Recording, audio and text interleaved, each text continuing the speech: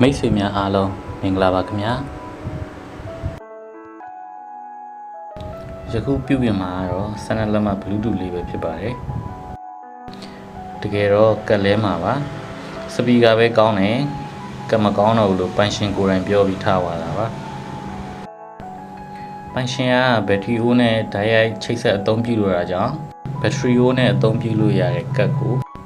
အစားထိုးအသုံးပြုမှာပဲဖြစ်ပါတယ်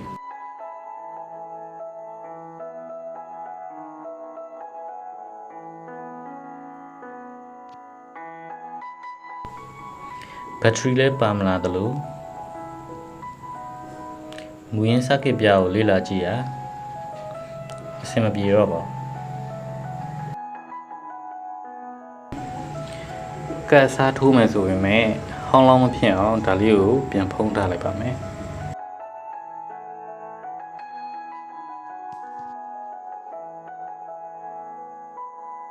အစားထိုးအသုံးပြုမဲ့ကတ်ကလေးကတော့ဒါလေးပါပဲE10 ကတ်လို့လည်းခေါ်ပါတယ်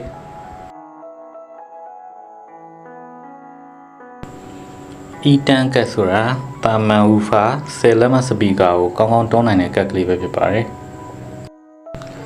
ယခု Bluetooth ပေါက်ကစပီကာ12လက်မဖြစ်ပေမဲ့ Bluetooth စပီကာတွေရဲ့ထုံးစံတိုင်းဝတ်နေပါတယ်တန်လိုက်အောင်သေးသလိုလိုင်းနာလည်းသေးပါတယ် Class D အမျိုးအစားchip amplifier တွေနဲ့ကိုက်ညီအောင်တိစောက်ထားတဲ့ speaker တွေပဲဖြစ်ပါတယ်။အားစားတက်တာအောင်လည်းပါပေါ့။ဒါကြောင့် E10 ကတ်ဆိုရင် Bluetooth speaker 15လက်မအထိကောင်းစွာအသုံးပြုနိုင်ပါတယ်။မိုင်းနှစ်ပေါက်ပါမယ်။ Echo ကတော့ auto audio အဝင်အဖြူအနီနှစ်ပေါက်ပါမယ်။ AC အဖွင့်ပိတ်ခလုတ်ပါမယ် USB stick နဲ့အသုံးပြုလို့ရမယ် USB ပေါက်ပါမယ် Micro SD ကအသုံးပြုလို့ရမယ်အပေါက်ပါမယ် Main volume travel control bass control 3ခုပါမယ် DC 12 volt ကနေ24 volt ကြာအသုံးပြုလို့ရတာကြောင့် solar တန်းကိုလည်းခံနိုင်ပါတယ်ဘူးထဲမှာတော့ DC ချက်ပင်အတိုလေးတစ်ခုAC ကြိုးရယ် remote ရယ်ပါပါတယ်။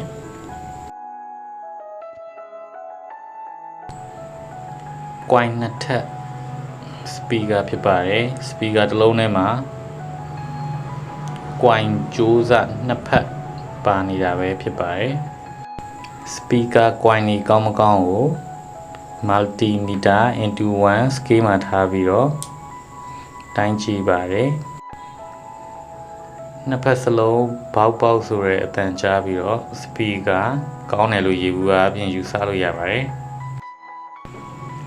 speaker နဲ့ tweeter နဲ့ parallel ရိုက်ထားတဲ့ဘက်က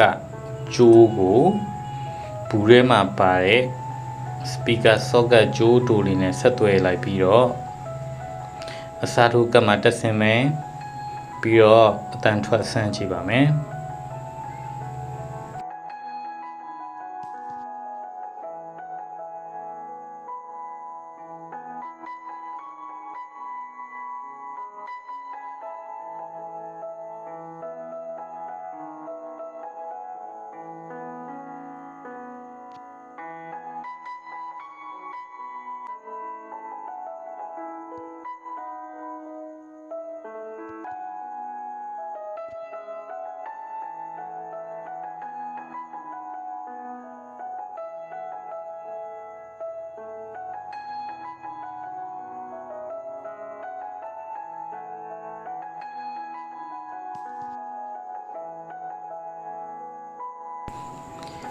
စားထိုးကတ်ရဲ့ SPK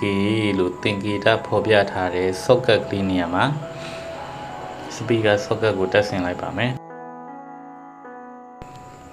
တပည့် coin speaker ရဲ့ speaker တစ်ချမ်းကိုသာတက်ဆင်ပြီးတော့အတန်ဆန်းမှာဖြစ်ပါတယ် original အတန်ကိုမိမှာမဟုတ်ပါ speaker coin တွန်းအားတစ်ဝက်သာရှိပါအောင်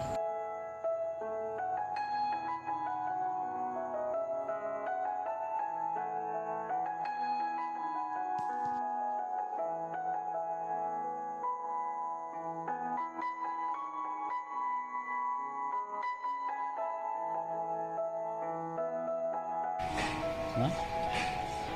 Bluetooth mode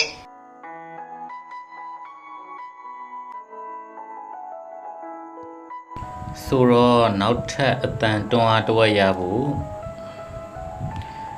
တပည့် coin speaker ရဲ့လွတ်နေတဲ့ coin တစ်ဖက်ကိုလည်းအတန် signal တွန်းအားပေးရပါအောင်မယ်သတိပြုဖို့ကမူရင်းအသုံးပြုနေတဲ့ကတ်ကနေပြီးတော့ parallel ရိုက်ပြီးတော့ speaker coin ကိုထပ်ပေးလို့မရပါဘူးအတန် IC လောင်းနိုင်ပါတယ်ဒါကြောင့်ဈေးကွက်မှာဝယ်ယူလို့ရတယ်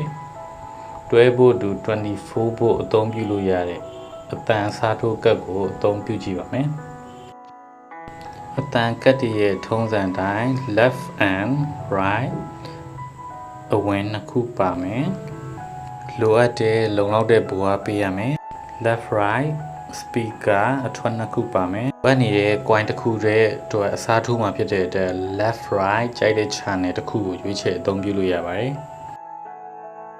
speaker ရဲ့လွတ်နေတဲ့အတန်ကွန်ကျိုးနှစ်ဆကိုအတန်ကတ်အမဲရဲ့အောက်ပွတ်မှာတက်မယ်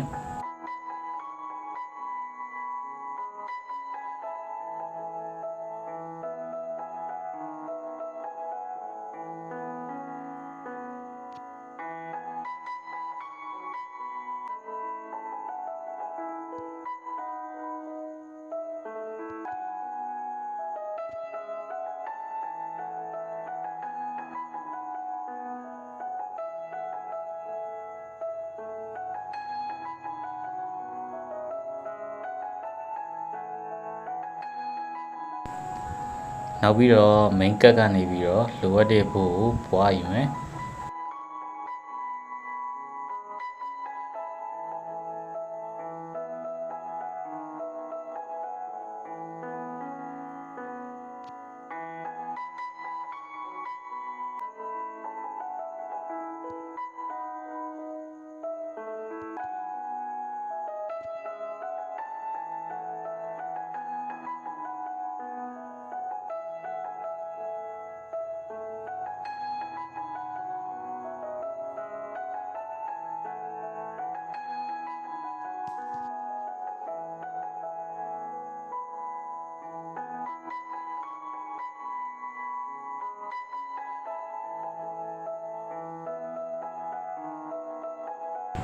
main ကတ်ရဲ့အတန်ကတ်ကိုဝင်တဲ့ audio အဝင်ကနေပြီးတော့လေအတန်ကတ်အမဲစီကို audio အဝင်ကိုပွားယူမယ်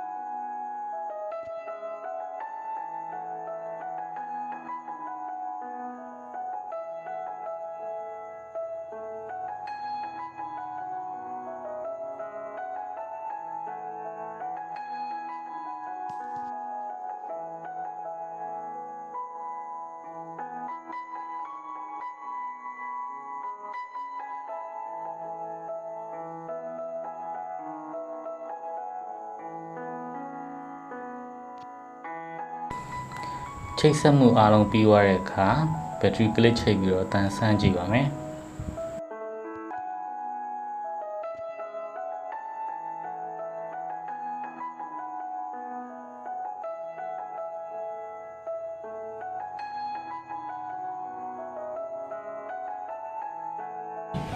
Bluetooth mode.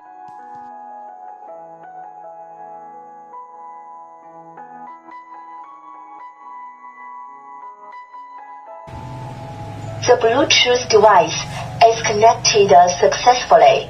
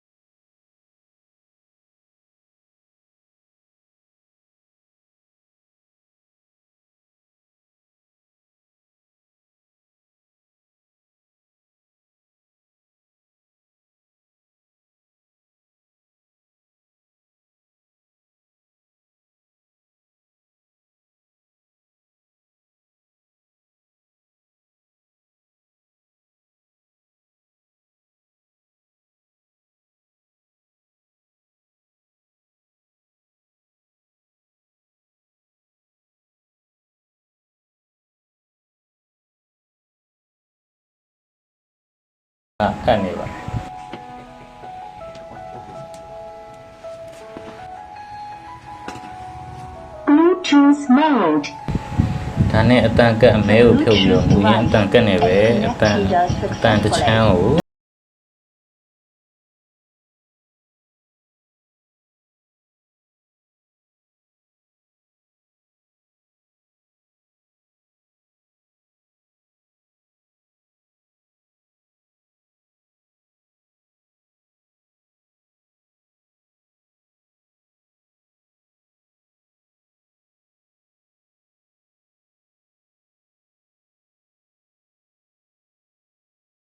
အတန်ကတ်နောက်တစ်မျိုးကိုပြောင်းလဲအသုံးပြုကြည့်ပါမယ်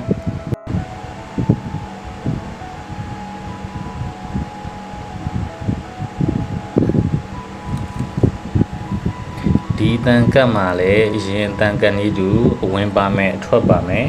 ပို့ကျွေးရပါမယ်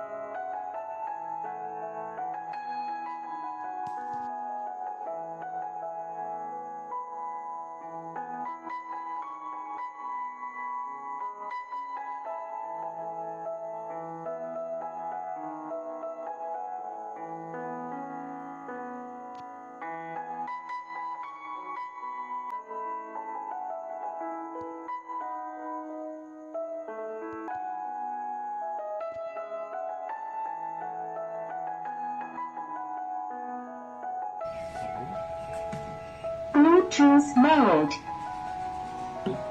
The Bluetooth device is connected successfully.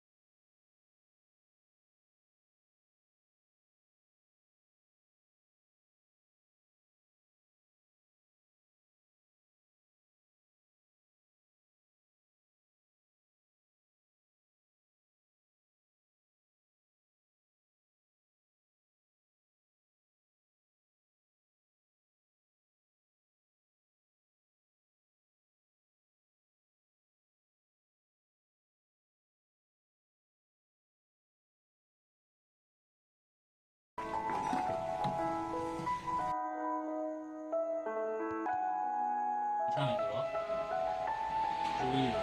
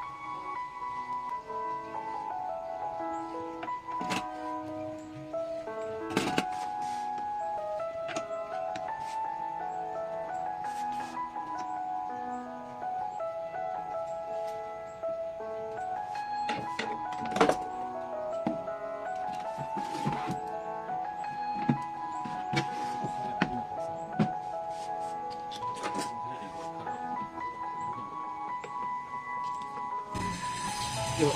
ဆိုညာအကောင်းကြီးရတယ်ဒီလိုကောင်းလို့ဒီလိုရတယ်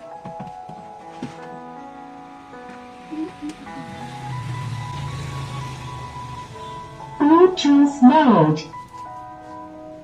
The Bluetooth device is connected